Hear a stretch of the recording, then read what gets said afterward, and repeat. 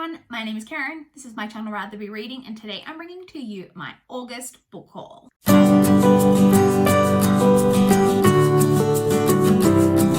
Alright, let's just jump straight into things. I didn't go too crazy in August in kind of any, well, maybe one area where I really need to slow things down, but not too bad. So let's just jump into things. First category, as always, is the library books that I checked out in the month of August. I have 5, which is a really, I'm happy with 5. 5 is an okay number because 5 is about how many I read. So if I read 5, send them back and get 5, that's all right. It's the months where I get like 15 that's an issue. 5 isn't too bad.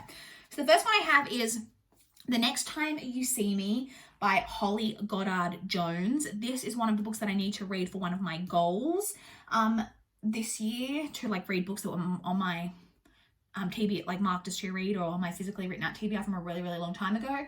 I don't know exactly what this is about. I think it's a mystery. I think it's like a thriller, but it's more like literary women's fiction type of thriller as opposed to really high intensity thriller. I believe we're following a teenage girl who finds a dead body in the woods, and then we're also following another character whose sister has gone missing, and I presume those two storylines are gonna entwine. So I picked that one up. I then picked up Cracked Up to Be by Courtney Summers. So I read Sadie by Courtney Summers last year, really, really enjoyed it. I then read All the Rage this year by Courtney Summers and loved it. And so I basically decided, since reading those two, I want to read every Courtney Summers book. And so I'm going to request them slowly in publication order from my library and check them out. So this is the next one that I picked up. We have a Winnie. Please don't show your butthole. So this is about a girl who is the perfect, the perfect student, the perfect friend, all of that. And then something happens that kind of throws her life completely off balance. And she decides that if she can't be perfect, then she'll be the perfect mess, I believe. And then something happens with that, and there's all kinds of secrets and stuff. It's not too long. Like I said, I've really enjoyed everything I've read from Courtney Summers so far, and this one actually helps complete one of the goals for my Around the Year and 52 Books challenge, so I'm looking forward to getting to this one. I then picked up A Most Novel Revenge by Ashley Weaver. This is the 3rd book in the Amory Ames series. So if you've been watching my channel, you know that I have been reading this series and loving it. So this is sophisticated cozy mysteries, I've kind of been calling them. It is set in the 1930s, and we're following Amory Ames, who gets herself involved in mystery murder cases, a lot of times with her husband Milo. Really, really enjoyable. Really looking forward to continuing on with this series. I then picked up Turbo 23 by Janet Ivanovich. This is the 23rd book in the Stephanie Plum series, which is a chick lit series that I've been slowly working my way through. Feels like this series will never end, but I picked up book 23, so I can move on to that one. Then the final book that I picked up from the library this month is The Prince and the Dressmaker by Jen Wang. Now, I picked this up because I recently finished the Paper Girls graphic novel series, so I thought, I might move on to a new series, and then I just had a mental blank and couldn't think of a single graphic novel series that I'd been meaning to read, even though I know there are hundreds. So please leave your graphic novel suggestions down below that you think that I might enjoy if you have any. So I all of a sudden this came into my head. This is a standalone, but this is about a prince who his parents are wanting to marry him off, find him a bride, but he has a secret, and his secret is that he likes to dress up in female clothing, and that one of the only people who knows his secret is his dressmaker, who makes his clothes for him. And I believe it's about their friendship and the story of him and his identity. I've heard really positive things about this, and so I thought that I would pick this up and give this one a go. But like I said, if you do have any other graphic novel suggestions, so I've just been drawing a blank. I've read not that many graphic novel series, but for some reason I can't think of any of the ones that I haven't read that I'd been meaning to read. So like I said, recommendations down below, please. So those are the library books. So now let's move on to the ebooks that I picked up this month. So I have 3 ebooks that I purchased, and then the one category that I probably went a little out of hand with is NetGalley approvals. I was approved for 6 NetGalley arcs this month, which is just too many because I've been getting approved for 6, about that much every month, and it's too many. I need to slow my roll. But to talk about the ones that I purchased first. So the first one we have is Intrigue in Capri by Ashley Weaver. So this is actually book 3.5. It's a novella. So when I was checking like to see what the next book is, when I was putting the third one on hold, I saw that there was this novella. I checked, my library didn't have a copy. And so I went quickly onto Amazon and saw that they had the ebook of it. It was only 94 cents. And so I thought, I've really been loving this series. I want to read the novella, so I purchased that. The next one is one that I saw on sale, is one that people have been talking about quite a bit lately, which is One to Watch by Kate Stayman London. So this was on sale on ebook for $2.99.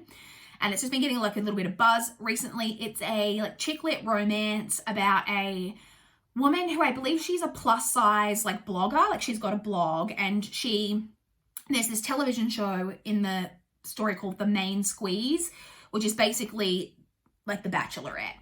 And she writes a kind of scathing blog post about the show, about the lack of body diversity on the show, saying how all of the girls are like your typical kind of, you know, skinny, beautiful women. And that she ends up getting contacted by the show and gets offered to be the latest Bachelorette, it's not called that, but the latest contestant on the show trying to find love. And it's about that story, and I've heard pretty positive things. It just sounded like fun because I heard quite a few things about it recently when I saw it on sale. I figured, why not? And then another one that I saw on sale, the third one that I picked up this month, is A Head Full of Ghosts by Paul Tremblay. This was on sale for $3.19. I've heard this is the Paul Tremblay book that I'm most been looking forward to, because I believe this is about a exorcism, but like on a reality TV show. Like this family believes that their daughter is possessed.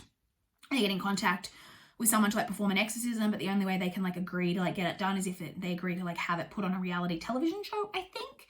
And I believe it's about that. I've heard pretty positive things about this one. I've been interested in it for a long time. So I was excited to get my hands on that while that was on sale. So there are three that I purchased. Now to move on to the NetGalley arcs that I was approved for. So I have I Know What I Saw by S.K. Sharp. This one, it has a publication date of the 1st of October. So this is a thriller. It's about a girl who has perfect memory, which I think is a real thing that some people have, where they just have exact perfect memory of like their entire lives. Like they can remember that on my 3rd birthday, it was 26 degrees outside and I was wearing a red dress and we went to McDonald's in a blue car and I fell and like remembers exact details of everything.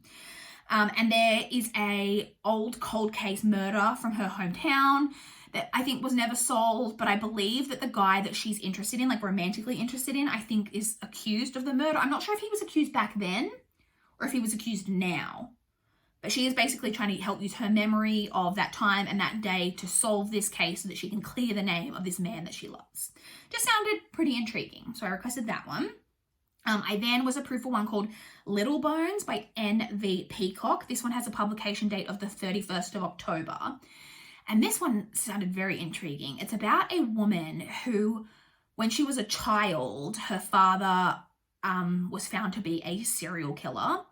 And she actually witnessed a bunch of his crimes, I believe. And she got a reputation and like the nickname in like the media and stuff of Little Bones is like what she was called in the media. She's now an adult. She's moved on with her life. She's got a child and she's just tried to like, you know, put the past behind her. When a podcast starts and the podcast is focusing on the crimes of her father and bringing it all back up again, and she's being talked about in the media again, or whatever, and it's about that story basically. And I know I'm not alone in this. Podcast is a massive buzzword for me in books. I don't know what it is about podcasts, but as soon as I hear podcast in a description, it makes me want to read it. And the fact that she's like a child of a serial killer and she witnessed a bunch of his crimes sounded very intriguing. The next one I requested is actually one that I've already talked about because it's on my TBR this month, and that is Stranger in the Lake by Kimberly Bell, which has a publication date of the 2nd of September.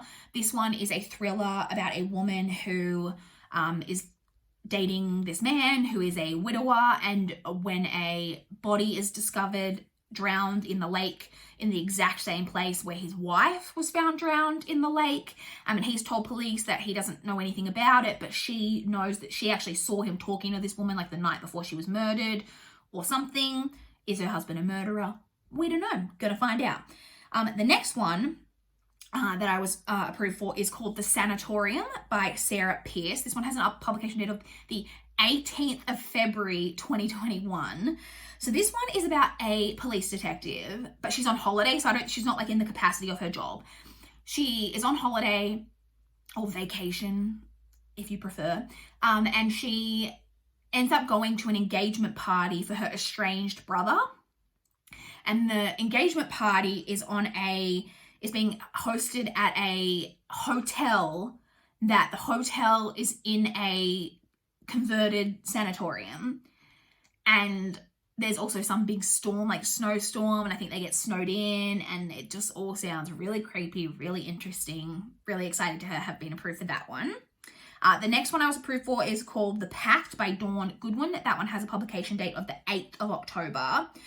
This one is about a woman who, her husband has left her and he started a new family with a new woman, has got a new baby, and she's really devastated by that. And she makes this new friend who she gets to talking and complaining about her ex-husband this one day, and the friend suggests that they make a pact to kill each other's question mark, because I think the synopsis was suggesting maybe that the friend wants her son killed. And I don't know how old the son is, but it's kind of like that they're joking about it, and she's not really sure if the friend is serious. But then I think her husband turns up murdered, and it's like, what's going on? So, you know, that type of plot, which I enjoy. And then the final one that I was approved for is another one that I've got on my TBR for this month, and that is The Lake House by Jo Clifford, which has a publication date of the 22nd of September. And as I mentioned in my TBR, this one has almost the exact same plot as The Stranger in the Lake by Kimberly Bell, which I already mentioned, that it's about a man who was accused of killing his ex-wife, I believe, and then a body turns up in the same manner as how his wife was killed, and we're following that plot. I presume that they are going to like differ in some ways, presumably, but I'm not really clear on exactly how they're going to differ until I've read them. But once I've read them, I'll let you know exactly what they're about, because I am planning to read both of those this month. So that's it. So those are the ebooks. So now let's move on to the physical books that I picked up this month. So I have one book that I ordered online. This is the book that I've referenced in a couple of videos that I ordered at like the very beginning of July, and it finally arrived near the end of August. And that is The Revolution of Ivy by Amy Engel, which I also have on my TBR this month because I read The Book of Ivy, which is the first book in this series, last month.